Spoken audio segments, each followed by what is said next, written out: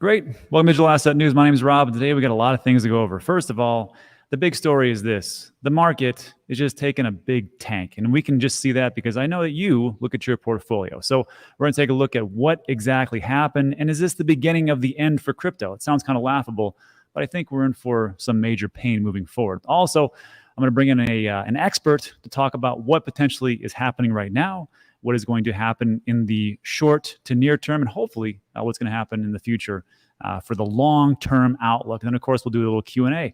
So let's just jump into it because we all got time is not on our side. First of all, I want to make mention of this. Puerto Rico needs you. And as you know, I live in Puerto Rico, but I vacation in Texas, still vacationing here, taking care of some things as far as the businesses go. And I will just tell you this, and that is that there is a lot of heavy rainfall, even though it's a Category 1. Look at these images. Amazing. This is a bridge getting swept away, I think, in the southern part of Puerto Rico.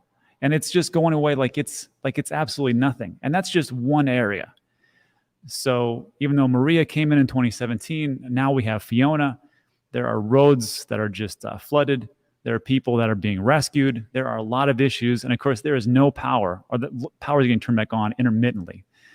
And there's a lot of problems with just the things that are going on because of this disaster that is hurricane. Look at that. No roof whatsoever. Gone. And off we go. And then the question then is, well, what do you do? Well, you know, it's a problem to feel helpless. But there are some things you can do. This is from Ana Maria. She has a lot of documentaries on Puerto Rico. And she goes, Puerto Rico never recovered from the devastation of Hurricane Maria in 2017. Now the island is completely flooded without electricity. Again, do not donate to the Red Cross or FEMA. Send support to trusted local organizations. And of course, you can take a look at charity watchdogs and take a look at how good Red Cross or FEMA does. That's not the point. The point is getting it into the hands of the people that need it immediately. So there's a link in the description, and you can find Ana Maria's 5 top ones. One of those is Taller Salud, mutual aid, currently coordinating hurricane relief. You can donate via PayPal. It doesn't have to be your life savings. $5-10 goes a long way, and a couple other ones. Me personally, I will be reaching out again to protechos, just like we took a look at the video. People are losing their roofs, and if you don't have the roof and you have no shelter, it's a very difficult life. And these brave people, they come out there and they reconstruct roofs, and they do it for free. Also, what's great about protechos is that you can donate via your MetaMask wallet. The link's in the description. You just click on Donate Now. It connects, and you can send whatever you want to do. $5 USDC, Tether, Ethereum, anything that's ERC20. You can use the Binance Smart Chain. You can do whatever you want to. It's just whatever you can do, and it's greatly appreciated. So that is that first part, and hopefully we can help everybody out. So next up, what the heck happened to the market? It just seemed like it dropped off a cliff. So I couldn't sleep last night. And here I was rolling over in bed looking at the charts or the price action. And Bitcoin, I honestly thought it was going to go below 18,000.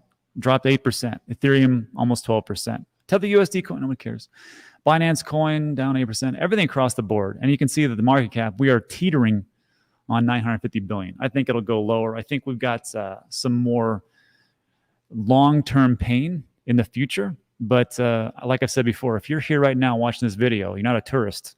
You've already been hardened. You already know what time it is. The question is how much can you take? And that we can take a look at as far as the longs and shorts. This is a great website, coinglass.com. Links in the description. We can see that over the last 24 hours, we've had, as far as longs and short getting liquidated, you're looking at 200, 230, 500, almost $600 million in longs and shorts. So if that's your game, that's not my play. But these days, like today, it's one of those things where it's very depressing to see all these people get liquidated. But it is what it is, and they understand the risks, right? And then, of course, a friend of the show, Jim Cramer, likes to pile on, like we can see him right here. And I just want to tell you this before I even go into this, and that is that nothing ever changes. Nothing ever changes.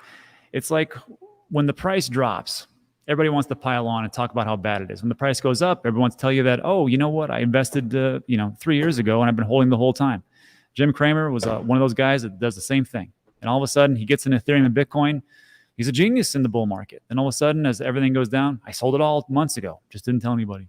So again, like when I take a look at these things, just remember, when they say it's different, this time's not different. It just happens over and over and over again. There's a great book, This Time is Different, from Reinhardt, a couple of economists. You can take it out, take a look at it. Links in the description as well. And I just see like these types of things is what Jim Cramer is about to say to us right here as just more par for the course. So I'm going to real quick, I'm going to share my tab so you can hear it. This is also from a friend of the show, Jungle Link, who tweeted this out. What's up, Jingle? Jingle.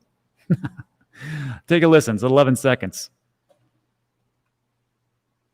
You know what? I'm going to use it for ransomware. It can't be traced. I can't think of anyone else, David, who uses it in common currency except for the kidnappers, the money kidnappers. You know what? That's it. Just remember that. Just remember that phrase in 2 or 3 years when Jim Cramer is talking about how great Bitcoin is and how it's going to the moon and how he was buying it forever. And from there, the reason I share these types of things is because you're going to hear this same issue coming about as people ask you and say, "What's up with Bitcoin?" Because I hear all the negativity. Just say, you know what? You don't like the price, just stick around. It'll change. And it really just depends on how long you want to be. All right. So then lastly, some other problems. Investor Stanley Druckenmiller warns there's a high probability of the stock market being flat for a decade. So it's amazing. The bear market comes, everybody just piles on. And Druckenmiller is no different. He states this: there's a high probability in my mind that the market at best is going to be kind of flat for 10 years, sort of like the 66 to 82 time period. Before we get into that, I had to ask myself, I wonder how far back, I mean, when he's talking about the market, I'm just saying maybe Standard & Poor's 500, the S&P 500, which I think it was created to the present standard in 1958, 57, somewhere around there. When I take a look at what he's talking about, as far as like the 60s to the 80s, I took a look and I'm like, it's not that bad, quite honestly. If we take a look here in 1960, 545, and then all the way up here to a peak in 1969, 68. Then, of course, it slumps off. I think it's just kind of like the same type of bull and bear market. But, I mean, maybe I'm misinterpreting this. Let me know how off I am in the comment sections. He says, one key change is the reversal of globalization that drove high productivity, contribution to disinflation. Central banks also adopted generally loose monetary policies since 2008. Federal Reserve has implemented 4 interest rate hikes, and there's another big one coming, I believe this week, as a matter of fact, 20th or 21st. My money's on 100 basis points. A lot of people say 75, but I think they're going to go pretty ballsy. Gains in the bullish stock market since 82, which went into hyperdrive in the last decade, will likely taper off. Druckenmiller is also a former lead portfolio manager for George Soros Quantum Fund. Wyckoff accumulation. Stock markets tend to fall when interest rates rise. All right, so it's good to know. So with all these things that are going on, you probably think to yourself, that's the worst thing of all time. I want to just point out a couple of things. First of all, be like Bruce Lee. Staying calm is a superpower. And I know right now, if you're if you're an old school, like myself and my special guest who's coming up in a second, this is not a big deal. These are not big swings. We were kind of used to this, ice in the veins, those type of things. If you're having problems right now with wrapping your head around it and us not being phased at 10, 20, 30% drops, I need you to go to this website. It's called dailystoic.com. It's 100% free. You can sign up for a daily email, and it's going to send you some great pieces of information every single day to keep you mentally focused. Again, the great Stoics, Greeks, Marcus Aurelius, Epictetus, Maximus, all the ones that can give you some really great advice from thousands of years ago will be right to your email inbox. No, I don't have an affiliation with them, just that what I use to keep me insane or keep me sane as time goes on. And then lastly, I will just say this. If you think that your risk tolerance is low, there's a great book from Tim Ferriss, Tools of Titans. And his financial advisor asked him one time, and there was a story in the book. It says, what's your risk tolerance? And Tim said, I have no idea what you're talking about. And he tried to explain it to him. And Tim asked him and said, well, what's a normal risk tolerance for your normal clients?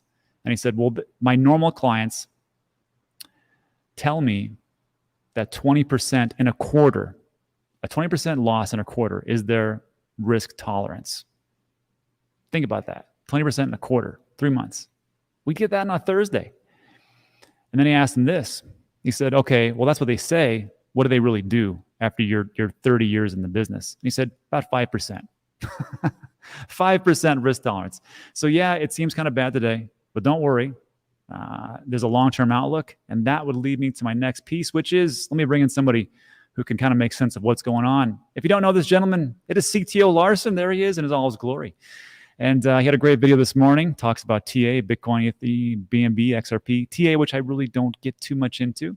And I wanted to bring him on just so he could talk. And this is live right now. So let me bring my man in. CTO, what's going on, buddy? Greetings from Stockholm, Sweden.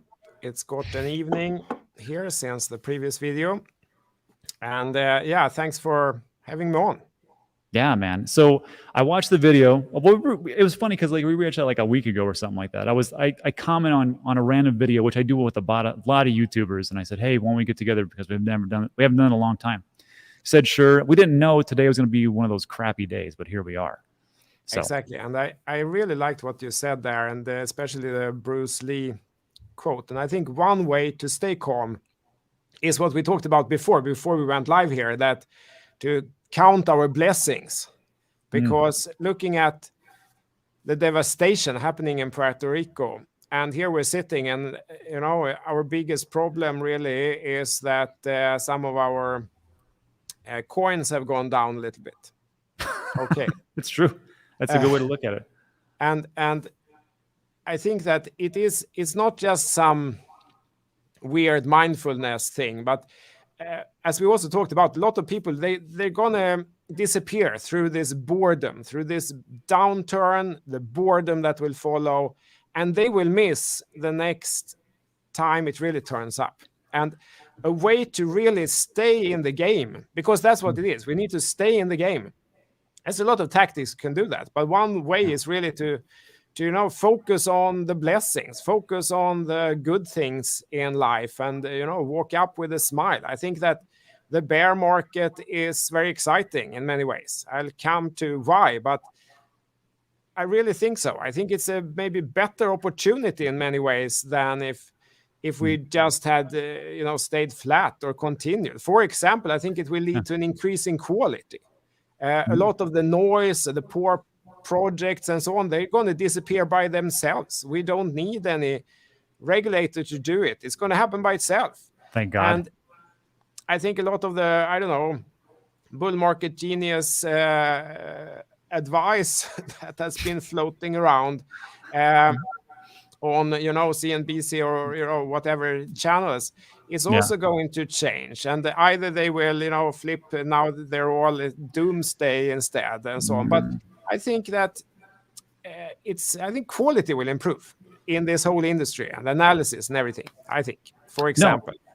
Yeah, I was going to say, before we go on, I was going to say like this. It's the same thing I've been touting here, is pay attention to the projects that are building in the bear market.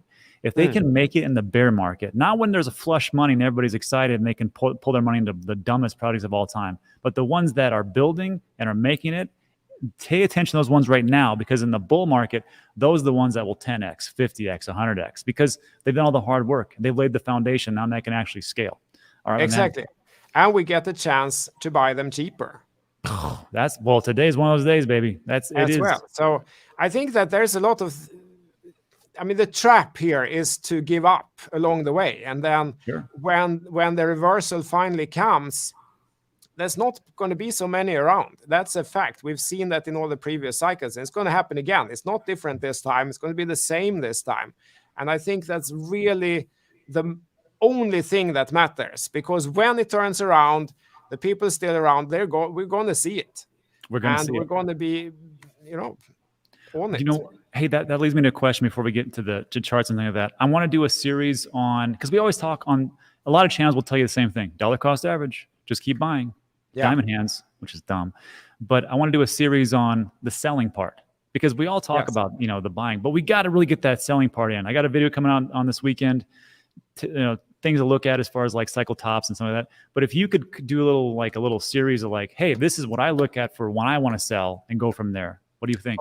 Oh, absolutely. Absolutely. When long time ago when I started, I'm an engineer, right? I came from the technical side. I'm not a finance guy. I didn't know anything about investing. And when I started learning, that's exactly what one person explained to me. Like the buying part is easy. Everyone can do that. But the selling part is hard.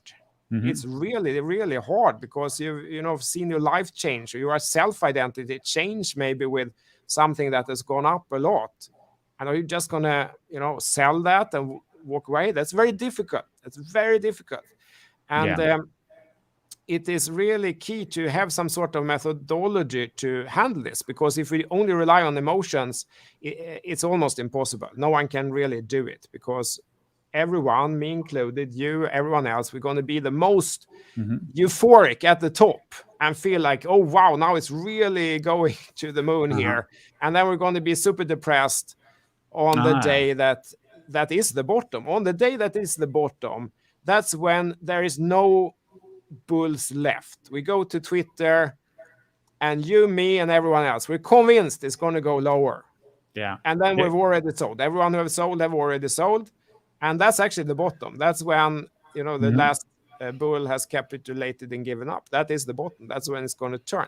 So if we only rely on our emotions, we're going to consistently do the opposite, what is actually right. It sounds easy to buy low and sell high, but in fact, it's very difficult because our emotions make us do the other way around. And that's just a fact.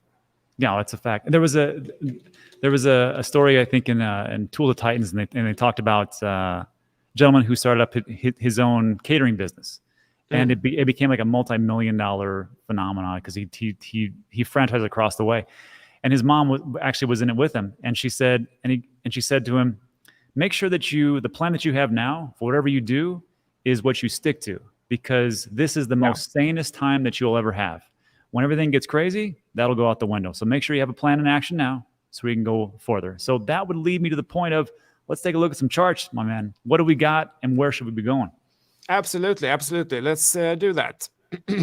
So let me switch here. So what we're looking at here is Bitcoin versus US dollar. And what really happened the past, if we just look at this psychology that we just talked about, if we're thinking back from, say, July until mid-August, we were all getting pretty optimistic. It felt like this is going to go somewhere. Maybe the bear market is over. Then it wasn't.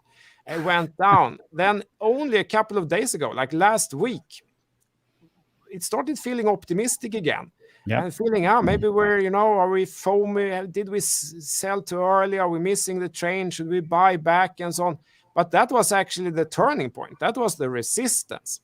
And now when it has dumped again, we will feel depressed. We feel sad. Oh, no, it has gone down. Maybe, we should have sold more.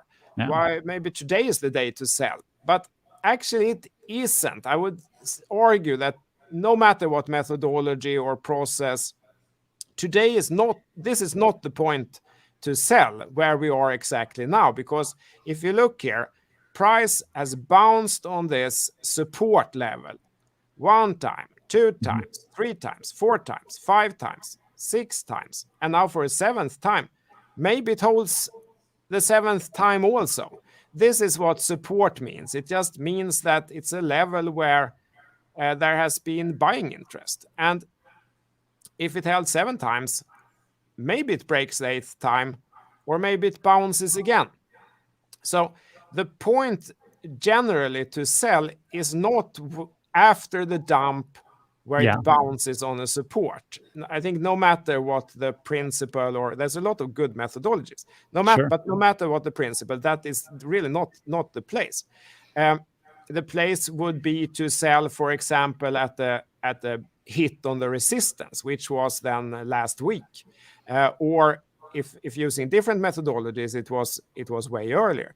And if looking for what will happen from here, if this breaks down, if this support level here at 18,600, if that doesn't hold and this actually breaks down and closes somewhere here below 18,000, well, then it's bad, because then this construction here has become a head and shoulders. Here is a left shoulder, here is a head and shoulder, right shoulder. And this is not new.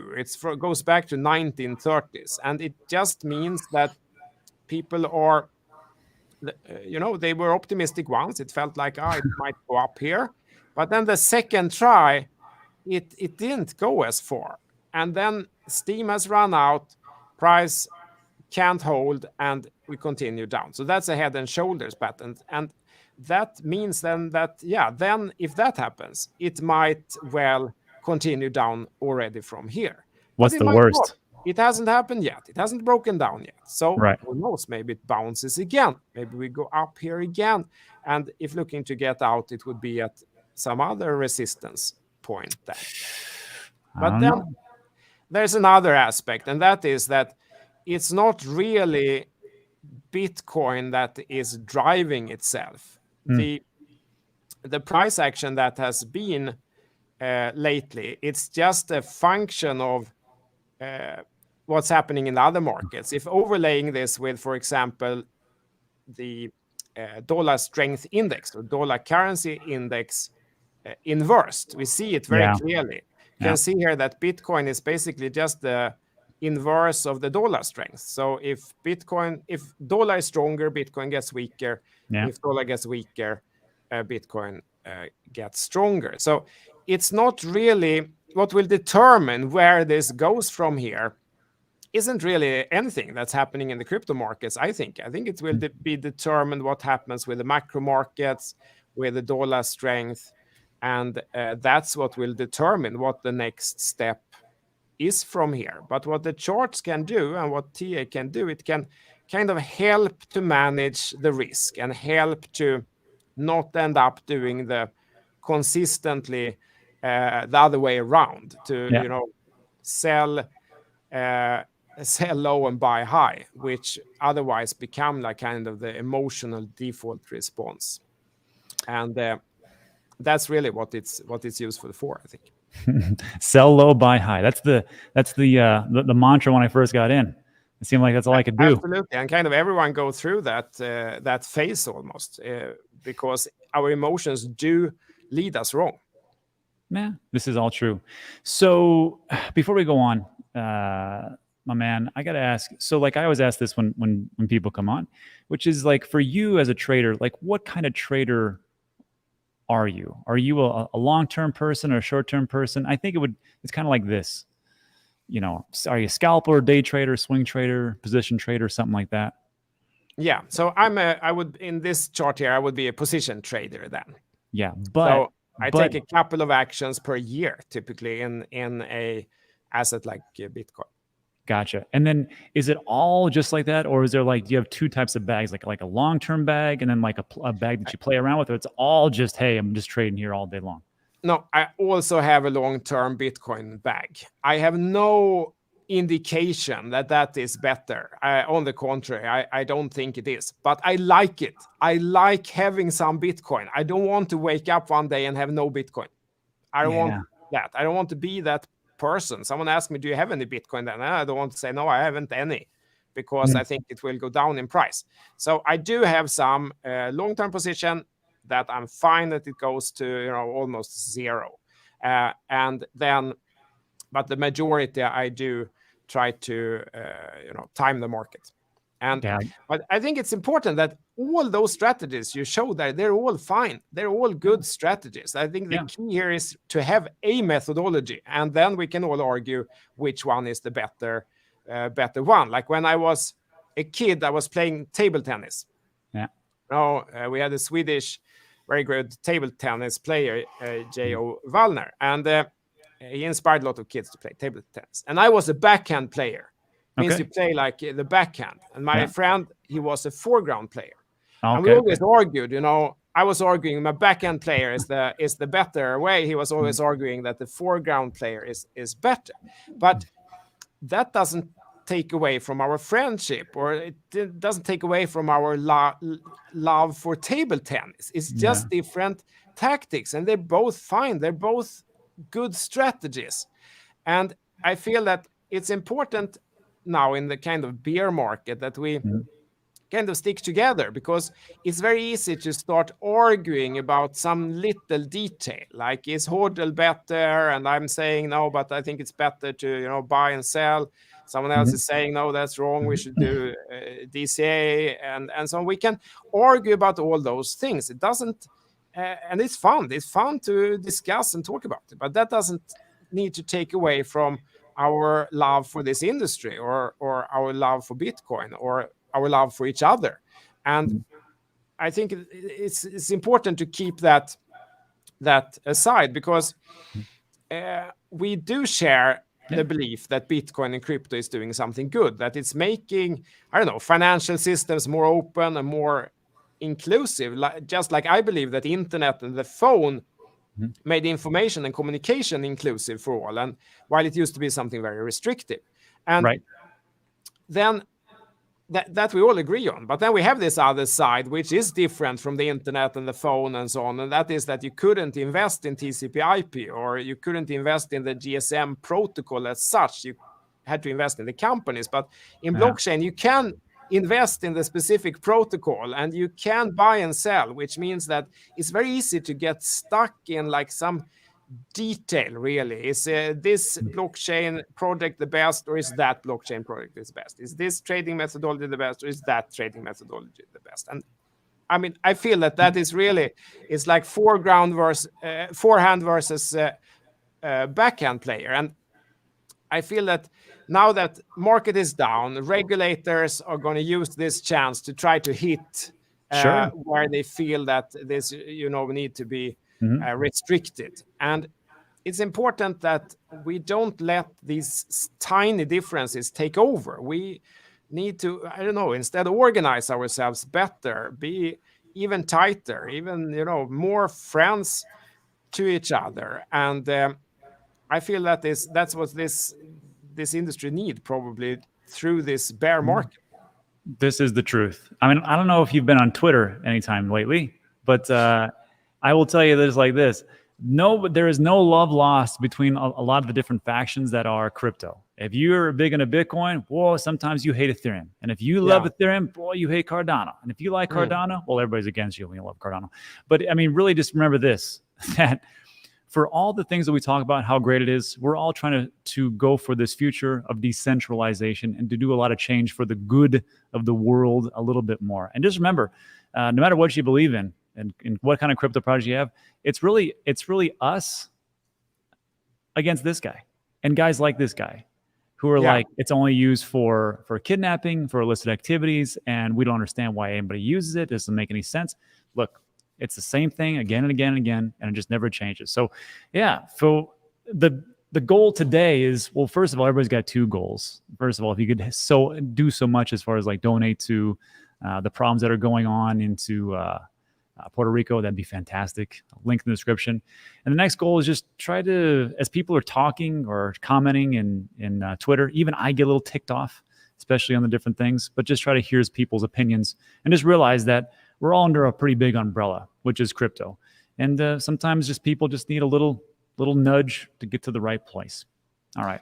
Exactly. And I thought to share one more thing that could be interesting potentially about this flat comment about it will be flat for 10 years. Right. I don't think so. Actually, I understand exactly what he means, but if I can share, if you look back a little bit, and I'm not sure that the best analogies are back to the 1960s. If we stick to, I don't know, the 80s and forward, which is still pretty long ago, from the top to the bottom is not 10 years. That has, I think, never happened.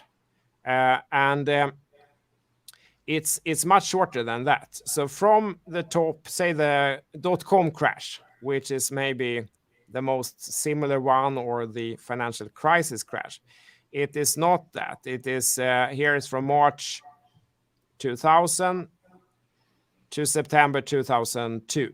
So that's 2.5 years. In the financial crisis, October 2007 to March 2009. What is that? That's one, that's less than 2 years. Yeah. If we go to say Dow Jones, let's look a little bit further then. Let's look at, yeah, maybe we don't. Let's look here in the 80s then. So 87, this was very short. So Oh yeah, look at that. I understand what he mean. He kind of mean that if you look from the point where it was the top until the next top, that is pretty long. Here it was 6 years, but we don't need to buy the top. That's Yeah. the point. We don't need to buy the top and then hold all the way down and then wait for that to come back. That's not a good strategy by any methodology. No. Either you get in at the beginning of the trend or something, or you better try to get in at the range bottom or something like that. You're not going to buy the top, hold down, and then wait for it to go back. That would not be a good tactic. So if the top has already happened and we're waiting for the bottom to come in, we're already some distance on that journey. And who knows how long it will be this time, but I don't think there's any indication that that will be 10 years, not in any of the previous bottoms. Yeah, it's interesting though to think about it like, oh, it's going to be 10 years and flat and no gains whatsoever. I think that's when you see it, like that's what it is. But if you really dig down to it, there's opportunities everywhere. But I mean, the big thing is, of course, does that mean that we don't hit our tops for 10 years? If crypto, the market itself, some people would say, well, you got to put your money somewhere. So I think maybe crypto something moves speculation. much faster than the stock market. It So does. it will be wilder down, wilder up, faster. And this can actually be quantified, and it moves an order of magnitude faster. So it's approximately 10 times faster, between 7 and 10 times faster. Like the booms and bust cycles of crypto is a order of magnitude faster than the boom and bust cycles in companies or the market as a whole. And I think that makes sense. I mean, a company is more slow moving. They have maybe offices, they have employees, they have physical products. It moves slower. In crypto, everything is software, everything is open source, everything is 24/7. So of course that whole industry moves faster. The time from creation until the peak and until maybe it fails, that time is compressed a factor 10 compared to, say, a tech company with offices and tools and employees and patents and banks and all things that kind of make it slower. Yeah, exactly. I mean, like you can have a project that just from out of nowhere, all of a sudden it's got a couple $100 million in revenue. Exactly. Or market cap, and you're like, where did that come from? Just happened. Yeah.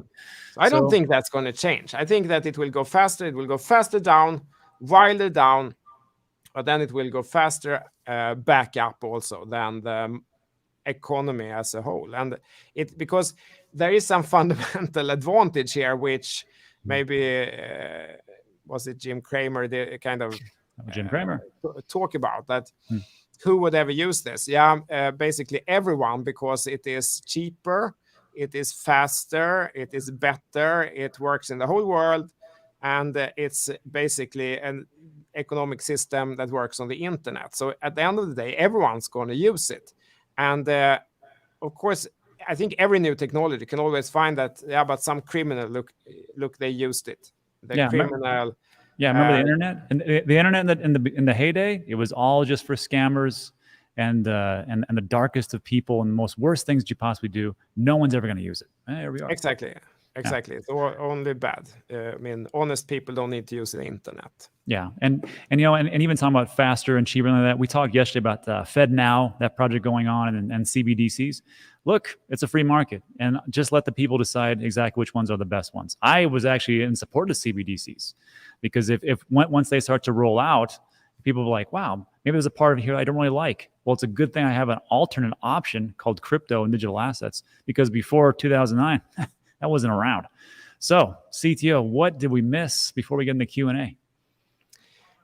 I agree with you. I think what I would like more clarity in regulation, for example. Oh, finally, And someone says it. That I think that will facilitate more businesses to adopt it, to kind of now think also that Bitcoin and crypto is some small, weird, scammy thing. While if it's clear, if it's regulated, this is how you can use it and so on, I think more would use it because there are actual technical advantages. And that will come. I think so. All right. So guys, as a reminder, there was a really good video that CTO put out. Just this, I want to say this morning, because I caught it really early. This was, when did you put it this morning? Okay. And he goes over, I mean, the TA as far as Bitcoin, ETH, BNB, XRP, ADA, Celsius, and Solana. So check that video out. Links in the description. And that will do it for right now. So CTO, you got time to stick around for a little Q&A? Absolutely. Let's do it. So everybody, that concludes the part of the news. So if you got to take off, take off. You've been here for 35 minutes. We appreciate you guys stopping by, spending some time with us. Really, thank you. If you like the video, give it a thumbs up. Consider subscribing. And not that YouTube's going to notify you anyhow, but if you like to, go right ahead. And that's it for today. So thanks so much for stopping by. I appreciate it. Now let's jump into a little Q&A as me and CTO Larsson answer all your burning questions to the best of our abilities right now. All right. So let's see. I start a couple. Tommy, shout out to the beautiful people in the Dan fam. The ones that have all the wrenches. That's the truth. Thanks, everybody. And if you're here now, you don't have to have a wrench. I'll just start giving them out later again. Is this the beginning? It has begun over 6 months now, where